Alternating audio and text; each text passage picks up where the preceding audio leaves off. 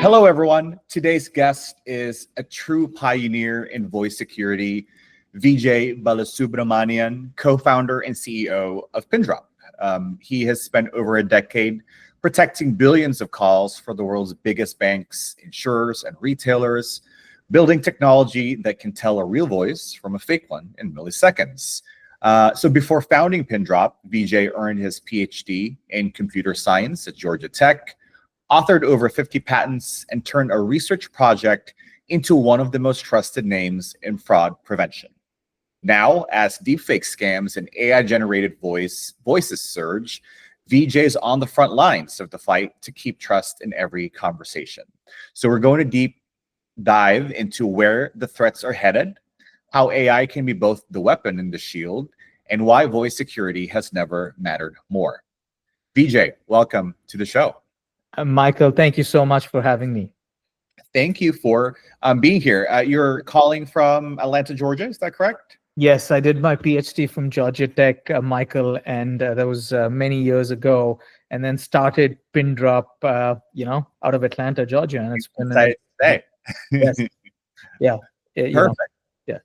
Great. So as you mentioned, you developed acoustic fingerprinting, in your PhD, and you've been a software engineer before founding Pindrop. Yep. Seemed like a pretty organic transition. Was there a particular moment in your life that really made you want to pursue this? Yeah, it's funny. We created this paper called Pindrop, which was born out of a very personal situation where I failed to buy a suit because my bank refused my own transaction. That's because I didn't want to verify information. And so this PhD thesis started focusing on this notion of acoustic fingerprinting and figuring out where in the world a particular voice call is originating from, just from the acoustics of it.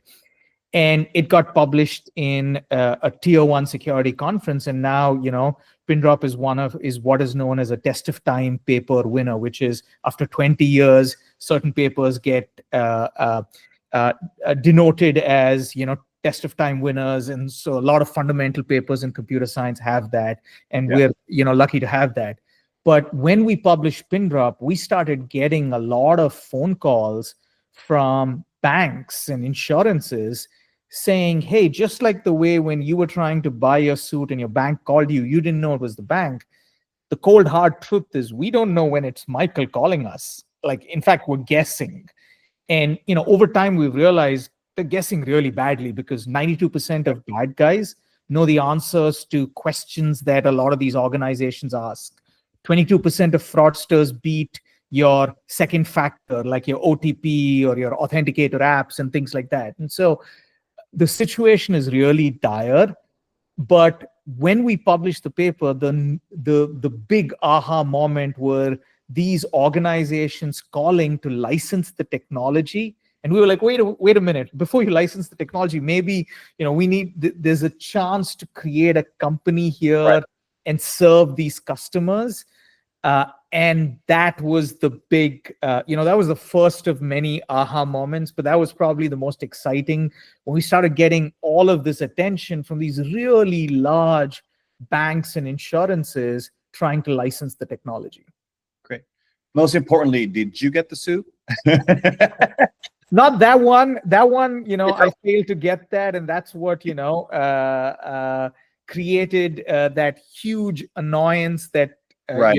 Fund creation of Pindrop. But since then, thankfully, yeah, I can afford suits now in the US. At that point in time, as a struggling student, I couldn't afford one in the US. You're right. And a few years later, now you have a legitimate organization. I mean, how does that feel to now be the CEO of a pretty important organization that does pretty important things? Oh, I think the mission that we are on is incredible. And, I get the honor of being the CEO of such an organization, but it's because we have incredible team members from the research teams all the way to, our sales and marketing and product and engineering and legal and customer success. Every single function contributes. But it is a truly worthwhile mission, and that mission has grown, right? Like originally it used to be, hey, let's help this person whose retirement savings was likely to go down to zero. Let's stop the fraud from happening there. It then expanded to, hey, the president of the free world is getting deep faked, Yeah. and there's a robocall against him. Can we help identify the perpetrator, the attack tools, solving for that? So that journey of, being able to help the individual from protecting their bank accounts, from their healthcare records, to helping with some of these most high profile use cases, that mission is beautiful. And man, it's what makes us wake up every day. Perfect. And I mean, from when you started to now, I mean, the evolution of fraud and deepfake has just exploded like crazy, right? Do you feel that human beings are just really gullible, or is it really the technology that's just truly terrifyingly effective these days? No, I think it's a combination. So your first point is right? Like human beings are great at pattern matching. In fact, we look at a lot of noise and try to find the pattern. And sometimes the pattern is not there. And you see this, a lot of these exercises where you're finding things that are not supposed to be there, they're not patterns. So we're gullible. And if you look at the studies, like in the audio domain, the ability for a human to detect a deepfake is about 38%, which if you put that in, in context, a monkey with a random coin toss will do better, right? So the reason we do so much worse is because we are always, oh, is that my mom? Or if you're somebody senior, is that my grandkid calling me? There's an emotional attachment to it. That is exactly right? And so that notion is one problem. And then the second is technology, right? Like when we started doing deepfake research, it was 8 years back when there was one tool called Lyrebird that came out into the market that could clone your voice, and it could clone celebrity voices instantaneously because they trained on them. But if you had to pick a random person and clone their voice, it would take 20 hours of speech. Now we track about 574 tools with unique architectures that can clone your voice in 5 seconds. Right. So from 21 tool, 20 hours to 570 tools, 3 seconds is an insane evolution. Absolutely. And with that evolution, obviously, again, the game has changed. Are there any like examples of surprising fraud cases that you've seen that just sort of blew your mind? Oh, insane. We see a lot of them all over. So the one that comes to mind, so if you come to Pindrop, every conference room is named after a bad guy that we've caught. So, we have Chicken Man and Pepe and Dava and things like that. There's a fraudster called Williams who operates out of West Africa. And so until 2024, Williams used to employ 12 different people. And those 12 different people, every day they'd wake up, dial for dollars, right? Take over an account in a bank, in a healthcare, in insurance, in a retailer, right? And that's what they do. In 2024, Williams started replacing his set of people with a large language model combined with a text-to-speech engine. So the large language model generates the content, the text-to-speech converts it into the voice of the target person that they're going after. Right. And so now you have a system that has a full-blown conversation with an agent, and the agent is not the wiser, right? And this is the crazy thing. Those systems work 24/7. And the crazy thing is, I'm sure, because you've been looking at AI, you understand hallucinations, right? Like this is when AI makes shit up, right? And the funny thing is, Williams is using hallucinations to his advantage. So if you ask an AI system to make stuff up to take over an account, it comes up with the craziest reasons. And so I remember this one call that my team played to me where this agent is talking to one of Williams's bot, puts the phone down, calls a supervisor and says, hey, they're asking me to mail this credit card. I've never heard this reason before. And the supervisor listens to the call and he says, in my 20 years of experience, I've never heard this reason before. And in my experience, when it's that unique, it must be true. So go ahead and mail the credit card. And so the fact that the AI agent is hallucinating and making up a reason that is hard to believe Right. is one that then fools everybody, including the supervisor. And that blows my mind. The fact that you can use a flaw in an AI system like hallucination to your advantage, and that's what these fraudsters are doing. Yeah. Crazy. So, I mean, there's regular fraud, right? I mean, that's still happening. And then there's deepfake, which is an extra level of type of fraud. If you were talking to like a non-technical executive, I mean, how would you explain the difference there? And how would you explain how Pindrop differentiates what you would have to do, or how you would collaborate with a company for regular fraud prevention versus, the next level deepfake? Yeah, so deepfake fraud is largely in the audio domain. So you need that level of audio expertise. But essentially what we're looking for is anomalies. And, therefore it's probabilistic. It's not deterministic, and so you have to get comfortable with that notion as well, right? But everything now going forward with AI is going to be probabilistic, right? And so the fact is that that's something that, we're looking for anomalies in the way you say certain things and the way you say things over time. So, when you say the word San Francisco, that's a fricative. The S and F is you channeling noise into these really narrow channels. And because you're human, you do that effortlessly. A lot of these machines make mistakes. When you say something like, hello, Paul, your mouth is wide open when you say hello, and it shuts down when it says Paul. There's a certain speed with which you can do it.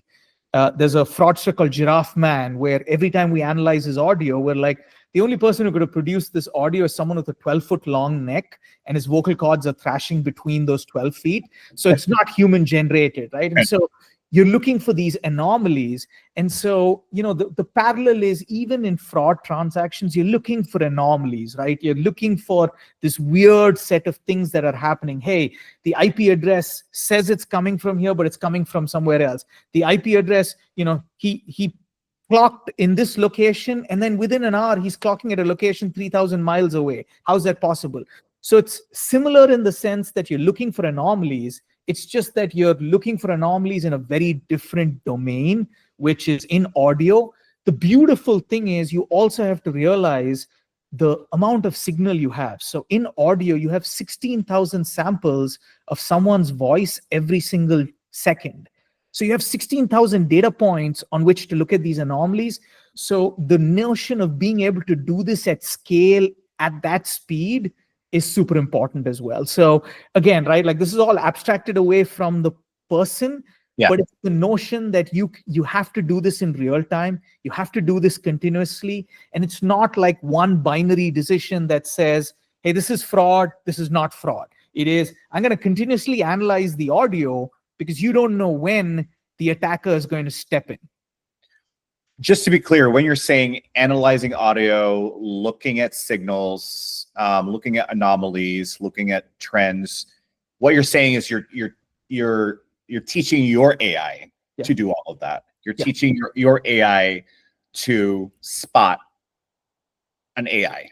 Yes, we're teaching good AI to combat bad AI, but the key is the operationalization piece for these non-tech execs, right? Which is, hey, you can't make a determination in a binary fashion at the end of an interaction or at the beginning of an interaction. You have to do this continuously, because there is the notion that every time you ask the customer for something, or the customer asks you for something, you need to make sure, am I now authorized to do this transaction? Is there a level of risk that's now presenting itself that allows this transaction to still be complete?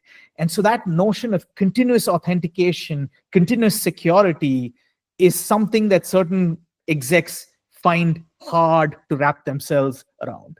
Right. And so sort of a follow-up question, we're talking AI versus AI. Is there still a human element to that?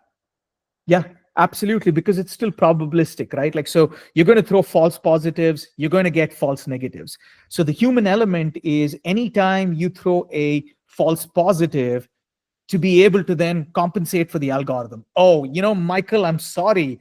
The system said you were, there was synthetic audio, but I realized you have your TV very loud in the background, and that's throwing off the system. So can you turn off your TV? Can you reduce your TV because your Zoom filters are not working very well, whatever, right? Like, and so that's an example of a human, helping out. The reverse is, man, like any security system that says they're going to catch 100% is lying to you, right? So you make a mistake. How do you then give feedback to a system like Pindrop that you missed this? And there might be all kinds of reasons why you missed it. And for the system, we do reinforcement learning. So the system learns when our algorithms are performing a standard deviation away from their natural performance, and then quickly learn how to retune themselves and then get the researchers involved.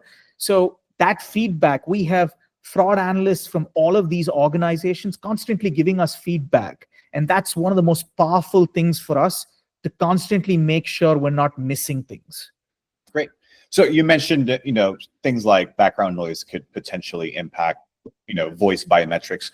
Would something like call quality issues as well, like packet loss or like codec artifacts, impact that as well? Yeah, absolutely. It impacts biometrics.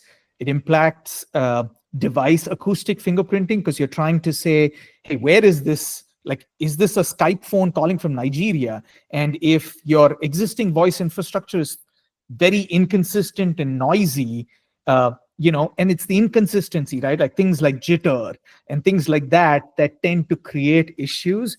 And so having reliable voice infrastructure this side of the pond is super helpful when you're dealing with the audio domain. Yeah. So, I mean, it's like, if just I'll give you one analogy, right? Like if you have to recognize someone and you see a grainy face, it's going to be hard for you, right? Like, and when you're trying to look at a Zoom call and see someone's small little face in a conference room, it's hard. So that's the analogy for high quality, high fidelity systems.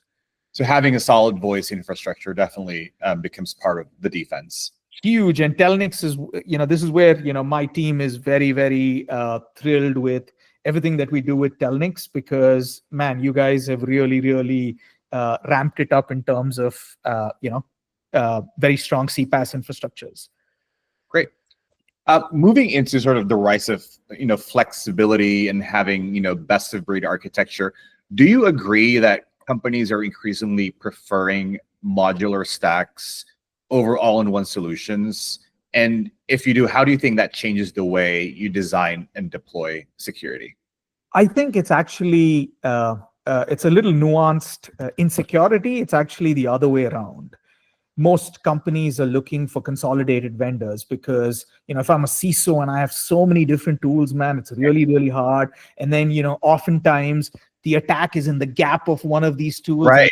Like, man, like that's terrible, right? Like I need one throat to choke, right? And so when we deal with CISOs, they're like, the fact that you do catch all fraud and all security in voice is awesome. That's what I want, because I don't want you to catch just deepfakes for me, right? I want to know when the phone number is being spoofed, because deepfake fraud is 1% of fraud right now. So are you saying that you're not going to catch the remaining 99% of fraud?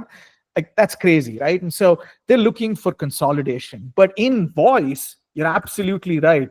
Modular is the way people are going. And that's because voice is, I think, inherently complicated. You need best of breed because, customer experience is king there, right? And so when customer experience is king, you want the best CPaaS solution. You want the best UCaaS solution. You want the best security solution, because, your CPaaS vendor, or your UCaaS vendor, if they're offering, like, for a while, some of these hyperscalers were offering voice ID. And then they have now partnered, right? Like Amazon has now said, hey, all our voice ID customers are going to move to Pindrop. And similarly with, folks like Google and things like that. So the fact is that they're doing that because in security, if you throw too many false positives, you're impacting customer experience, right? Like if you're inconveniencing a good customer, that's a bad idea.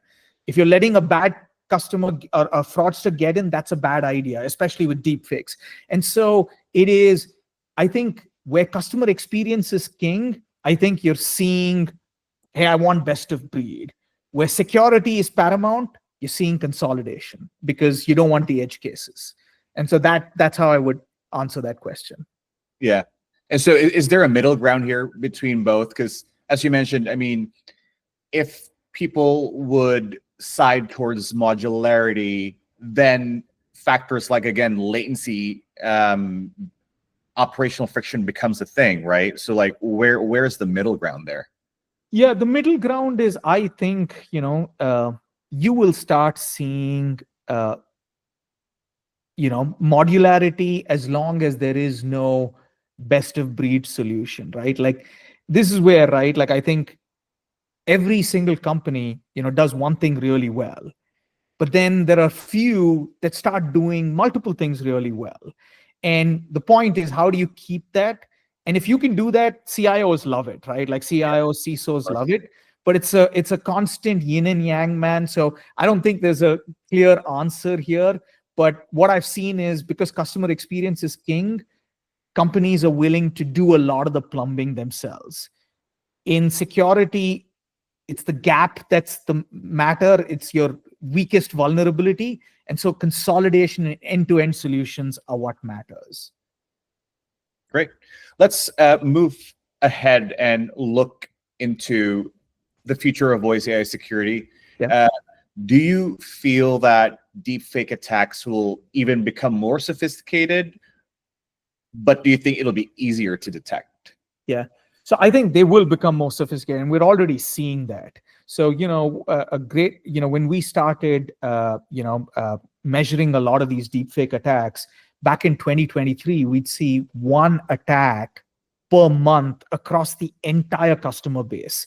So, and I remember this, right? Like one customer would raise their hand, 20 pin droppers would join on a Zoom call, and we'd all be listening to this one call that showed a deep fake, right? Because we'd caught it and the customer flagged it to us, and we'd be listening to it, and we'd hear for pauses. We'd be like, oh, when the agent asked the question, look at him, he's taking a pause. In fact, he's typing his name, and then the speech is coming. So it was like all of this super excitement at the beginning of 2023. Fast forward to the end of 2024, we're now seeing 7 deepfake attacks per day per customer. So that's a 1,300% increase. Right. But the craziest thing is, the most recent calls, 2 weeks back, my team showed me a call where the system there's no pauses. Like it's, when the agent finishes their question, the AI bot is answering. And in one place, and this was what blew my mind, the call center agent said, hey, it's taking a little long for my computer to load up your account information. Can you give me a minute? And the AI bot said, hey, it's 2 p.m. your time. It must be a long day for you. How's your day going?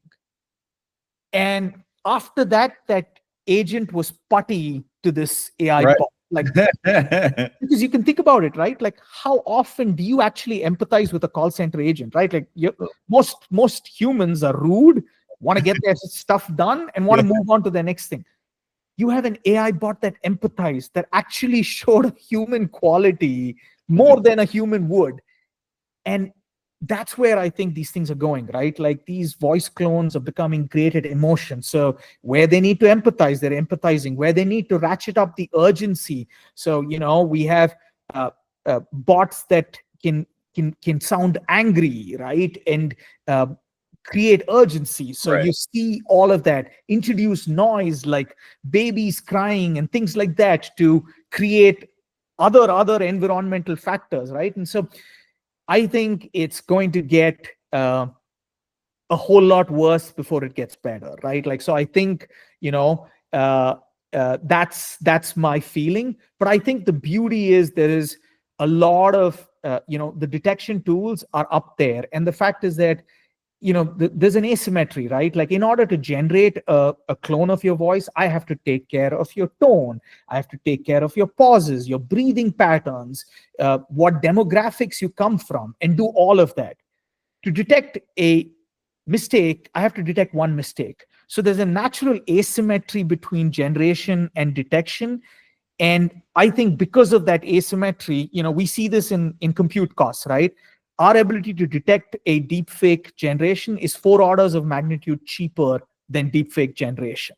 And so that asymmetry means as those algorithms get better, you get better, unless you're sitting and twiddling your thumbs, right? And so And that asymmetry is what won the spam wars, right? Like if you look at the asymmetry in security, you need to find an asymmetry. It's usually a cost asymmetry.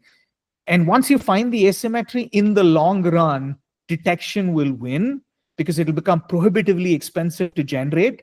Right. And that's what will happen, but it'll get worse in the short term before it gets better. Okay.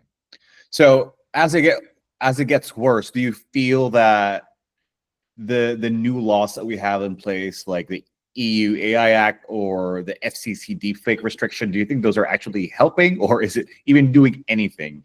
And if so, how do you think these laws are influencing enterprise security investments in the space? Yeah, so I think it's a combination, right? Like the EU law, anytime I think it's when it's targeted in the right way, I think it helps. So what I mean by that is when you are asking platforms that serve consumers and therefore make money off consumers by the content they serve, by be it calls, be it social media posts, whatever it is, right? Like if you're asking the platforms to hold a higher standard, I think that's worthwhile. Because if I'm a consumer and I'm paying for your services and I'm getting AI generated content and you don't have ways in helping me distinguish between that, then we're toast, right? However, I think applying regulation as a catch-all to say you're going to shut out all the fraud doesn't make sense. Because think about it, right? Like some of our most prolific fraudsters are out of West Africa. Like what does a West African fraudster care about what regulation you pass, right? Like it's not going to affect them in the least bit. So I think it is having a measured view of, hey, we need to ask the bigger platforms because they're serving massive consumers, right? Like I hear so many stories of senior citizens, man, getting a call from their grandkid, thinking their grandkid is in Mexico, wiring $3,000, $19,000, $250,000, right? Like the range is insane in order to save their grandkid. I think something needs to happen, but I don't think it needs to be all stick, right? Like if you think about all these platforms, when they offered services that work, like caller ID, when I first came to the US, I used to spend $5.50 on caller ID, and it used to work beautifully back then. And then, I remember this thing, AT&T saying, we're going to now charge $7. And I signed up for caller ID because it was super important for me to know who's calling me on the other end. Then the fact that it became easy to spoof, then it became useless. I think the same thing holds in deepfake. I think you can charge, like I will buy it for my parents. I will buy deepfake protection on the carrier for my parents in order to protect them. So I think there is a very nice, not just a stick, but a carrot, right? But I think we have to figure out how to get these platforms, social media platforms, telco platforms, to adopt a way in which I think they can make revenue out of this thing if they protect the consumer, but they have to protect the consumer. Absolutely. Great. Thank you for that, Vijay. A few final questions before we end this very insightful conversation, by the way. If you could give every enterprise leader one action to take tomorrow to make their voice channel more secure, what would it be? Yeah, I think they have to fundamentally think about identity in their voice channel, identity and security in the voice channel. And I think that identity and security breaks down into two questions. Are you talking to a real human? So are you talking to a bot or a human? And then if you're talking to a human, are you talking to the right human, right? And that question breaks down into, is it a machine? Is it a bad guy? Is it a customer? And am I doing this continuously? Because there are many, many situations where it's grandpa who has been the first person to answer the questions, and then the grandkid is coming in, stealing a ton of money after that, performing all of these transactions with grandpa never authorized, but just, trusted their grandkids, right? Spouses in the middle of divorces, right? Like all of these things we see. So the notion that you need continuous identity, but that continuous identity needs to start off with, is this a real human? Is this the right human? That I think is the most important thing. Perfect. And for the consumers, I mean, what's one advice that you would give to, a grandma or a grandpa out there? Yeah, I mean, start asking your platforms. I mean, one, be anytime anyone is trying to get you to do something urgent, be skeptical. Two, when you think about a lot of these scams, they're saying everyone is in collusion, right? Like the government is in collusion, the Right. platforms are in collusion, every one of your providers. So, take a moment to realize, man, in order to pull off such a grand scheme, that's crazy, right? Like, so take a moment, right? Like breathing is most important, but also you need to ask your providers to invest in good AI to combat bad AI, because it's very similar to when, the internet came about or when computers came about. You needed antivirus software. When the internet came out, you needed firewalls. When cloud came out, you needed cloud security. And so you see your laptop right now has all of these capabilities, and you don't buy, like, even the most normal consumer, when they buy a laptop, they're asking for antivirus protection, right? Like you want some kind of protection. So you need that level of awareness and require that kind of protection. And that's going to be important in the future. Perfect. And one final question. Yeah. What's next for Vijay and what's next for Pindrop? What is the future? Yeah. What's exciting? What's happening? Yeah, so we have been known as the experts in voice, but in the next quarters we're going to roll out our video capabilities. So the ability to detect deepfakes in a video call like this, and we're super excited about it, right? Like it's in early beta right now, and it's going incredibly well. There's a lot of use cases. There's a lot of deepfake fraud we're catching, even in video, and so we're super excited about that. Give me an example. I mean, what are some of the signals that you can easily identify? Yeah, so one of the things, right? Like we rolled out deepfake protection on video across Pindrop to be the first, guinea pig for the solution, right? And our HR team started coming in saying, "Hey, the system is flagging a deepfake," and we're like, "What do you mean? It must be a false positive." And what we've realized is 1 in 6 candidates applying for a job is actually fake. So 16.8% of candidates that apply to any job are fake. And we've now created fake companies, and we've seen the numbers hold up, right? Like they're not security companies, they're legal tech companies. And 1 in 343 actually originate from nation states. So they are trying to get a job to steal your valuable IP, cryptocurrencies, install ransomware, make a paycheck. Try to get in. It's insane. We are catching so many North Koreans and Russians, deep fake actors doing all kinds of manipulation, beating all the background checks, that it's just blown our mind. And hoping that when your product comes out, that can help a lot of companies out there. Yeah, it can, right? Like, because you don't want a fraudulent wire going out from your finance worker because he thought he was talking to a CFO. You don't want to hire the North Korean employee. You don't want your C-level exec to be impersonated. You don't want someone asking for a password reset saying he's David Kassem and he's saying, "Dude, like I'm you're seeing me on video. I'm Right. on the Zoom call, or I'm on the Google Meet call. I'm getting ready to talk to this investor, and I'm not able to log into my laptop, and he's screaming his head off at one of your IT people." And so, you probably don't have a very large IT team. They're probably going to cave. So, it's for all of these reasons. Great. Well, Vijay, thank you so much for your time. What a fantastic conversation. Where else can we find you anywhere? LinkedIn, Twitter? Yeah. So I'm, Vijay Balasubramaniyan on LinkedIn.